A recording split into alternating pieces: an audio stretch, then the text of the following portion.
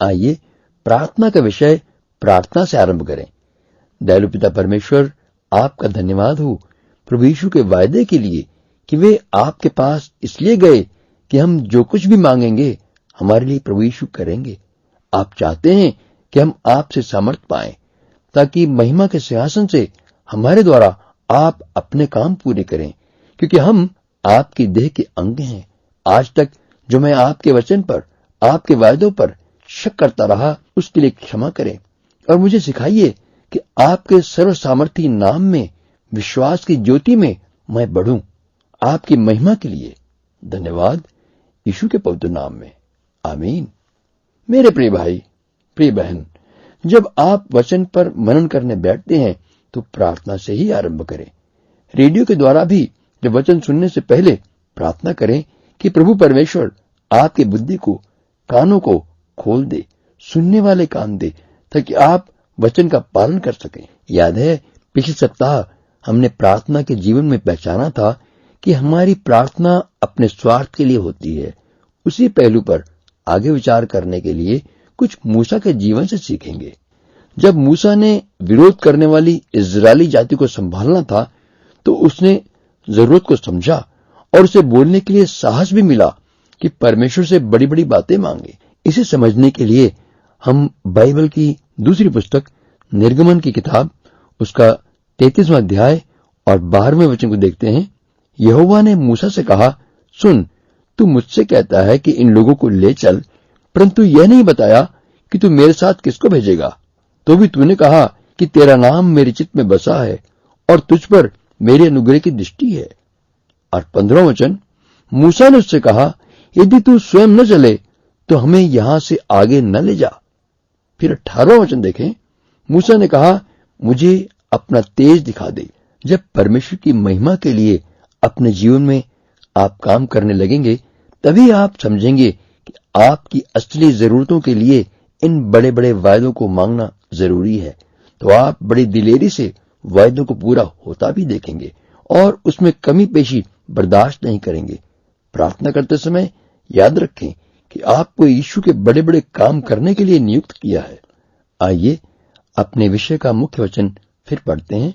यूहन्ना सुसमाचार 14वां अध्याय और उसका 12वां और 13वां वचन का कुछ भाग। मैं पिता के पास जा रहा हूं, जो कुछ तुम मेरे नाम से मांगोगे वही मैं करूंगा, ताकि पुत्र के द्वारा पिता की महिमा हो। इस वचन में पहली बात सदा याद रखने की है कि आपके जीवन से परमेश्वर उतनी ही उम्मीद रखते हैं जितना आप काम कर सकते हैं, और आप जो भी काम करने के लिए आज्ञा पाएंगे उसके लिए परमेश्वर के वायदे, परमेश्वर की सामर्थ्य भी साथ दी जाएगी। या यूं कहें कि आपने प्रभु यीशु के काम अपनी बुद्धि, सामर्थ्य या अपनी किसी योग्यता से नहीं करने हैं और नहीं आप कर सकते हैं। तभी आपके काम करने से परमेश्वर की महिमा होगी आपके द्वारा प्रार्थना के जवाब में। आज के पढ़े वचन के आखिरी भाग पर विशेष ध्यान दें, पुत्र के द्वारा पिता की महिमा हो। जिस भी प्रार्थना का उत्तर पिता परमेश्वर देते हैं, उसका उद्देश्य, उसका मकसद यही है कि पिता की महिमा पुत्र द्वारा हो। यदि हम इस महिमा की बात को नजरअंदाज कर देते हैं, इसके बारे में लापरवाही करके बाईपास कर जाते हैं, तो फिर भूल जाएं, क्योंकि जवाब नहीं मिलेगा।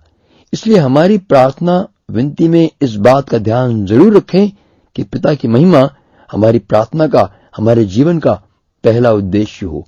इरादा पक्का हो कि जीवन के मालिक की महिमा के लिए हमारा जीवन काम आए। आपके तरह ही के शरीर में यीशु ने पृथ्वी पर रहते हुए ये शब्द साफ साफ दो टूक कहे थे। प्रार्थना करते हुए पिता परमेश्वर से कहे थे, अपने पुत्र की महिमा कर कि पुत्र भी तेरी महिमा करे। मैंने पृथ्वी पर तेरी महिमा की है, अपने साथ मेरी महिमा कर। क्योंकि पुत्र ने यहाँ पर पिता की महिमा की है, तो पिता के साथ स्वर्ग में महिमा में प्रवेश करके भी पिता की महिमा करेगा। यानी कि प्रभु यीशु ने कुल मिलाकर यही मांगा कि मैं आपकी महिमा करने में बढ़ता जाऊं। यदि हम अपनी प्रार्थना का मकसद यही बना लें, तो हमारी प्रार्थना का जवाब भी हमें पूरा मिलेगा, और पिता की महिमा तभी होगी जब हम उसके दिए हुए काम को पूरा करने में लगे हों।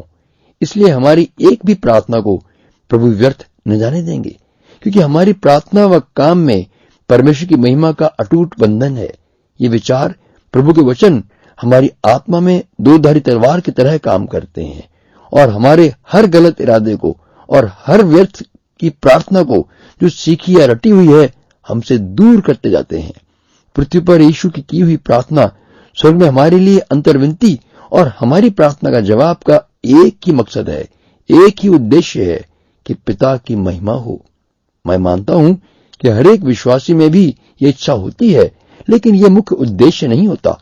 यह इच्छा तीव्र नहीं होती क्योंकि उस विश्वासी के जीवन में परमेश्वर के घर की धुन नहीं लगी, पूरी लगन नहीं लगी, क्योंकि उसके सारे दिन की जीवनचर्या और प्रार्थना की आत्मा में और सारे दिन के काम करने वाली आत्मा में बहुत दूरी है। ये कोई ऐसा काम नहीं कि प्रार्थना के लिए भावुक होकर कर सकें। ये तो तभी होगा जब हमारा जीवन, सारा का सारा जीवन परमेश्वर की महिमा के लिए हो। आमतौर पर सिर्फ प्रार्थना के समय गीत गाने की धुन में भावुक होकर साज बजाते हुए जोर जोर से आत्मा की भरपूरी में प्रार्थना करके सोचते हैं कि हम प्रभु की महिमा कर रहे हैं, लेकिन प्रार्थना समाप्त होते ही जीवन का दूसरा पहलू अपना रूप दिखाता है। एक साधारण सांसारिक व्यक्ति, साधारण शब्दों में ये परमेश्वर के साथ नाटक करना है, धर्म व्यवस्था को पूरा करना है। मेरे प्रिय मित्र, गंभीरता से अपने जीवन के दृष्टिकोण को जांचें ताकि अपने जीवन को परमेश्वर की महिमा के लिए ही जीना धन्य समझें।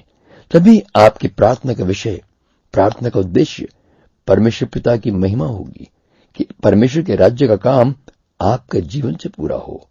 यदि आप सहमत हैं तो मेरे साथ कहिए, दयालु पिता परमेश्वर, मुझे हर प्रकार के पाखंडी जीवन से बचा। मुझे क्षमा कर प्रभु कि मैं अब से आत्मा और सच्चाई से प्रार्थना करूं, दिल से करूं प्रभु, आपकी महिमा के लिए करूं प्रभु, अपने आप को भुलाकर करूं ताकि मैं आप में लीन हो जाऊं, आपके साथ बैठकर आपकी मधुर आवाज को सुन सकूं।